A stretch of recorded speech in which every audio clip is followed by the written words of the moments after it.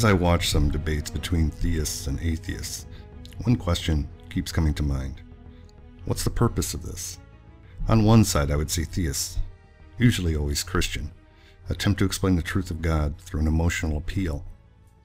The claims are fantastic and supported by faith alone, and any call for evidence is dismissed. This is a methodology that has no place in debate. On the other side, I would listen to the atheists' attempt to use logic and reason to dismantle the Christian's argument. What they seem to always forget is that they are arguing with people who already accept creationism, talking snakes, Noah's Ark, and the resurrection of Jesus as fact. Logic and reason become meaningless to that mindset. It's magical, not rational thought. It's like arguing politics with a man who believes he's Abraham Lincoln. There really is nothing to be gained from this kind of interaction. The audience on YouTube is usually small and normally consists of firm believers and equally firm non-believers. Based on the feedback I've seen, the arguments tend to reinforce the listener's beliefs rather than challenge them.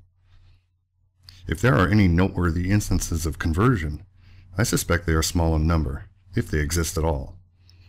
It becomes another roadside attraction, thumbs included. Perhaps the most tedious part of the issue is that the arguments are always the same. And by the very nature of the conflict, the arguments cannot change. The holy books are static.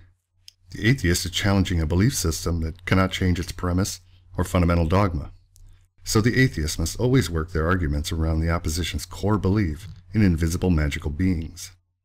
Any new argument is still limited by the theist's beliefs. Logic, reason, and calls for evidence will never matter. The debate is always the same. Ultimately, many of these debate cycles end up in arguments over definition, especially the definition of atheism. All of this is merely a form of distraction from what should be the real issue. What is the effect of religion in the real world? Here's one example from a previous video of mine.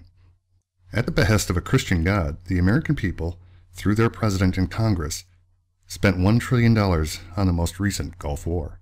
The question I would like to see debated, assuming the money was going to be spent, is this. What would you do with $1 trillion? Would you spend it on healthcare, education, a combination of both?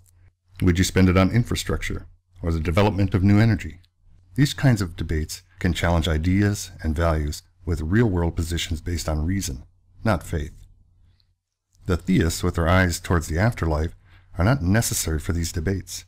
And the truth is, as I see it, the religious never were needed. So while there might always be some occasion to challenge religious and magical thinking when it's imposed on our society and in our public policy, perhaps we can begin to focus on what it is we really want and what we really need as people. Maybe it's time to change the conversation.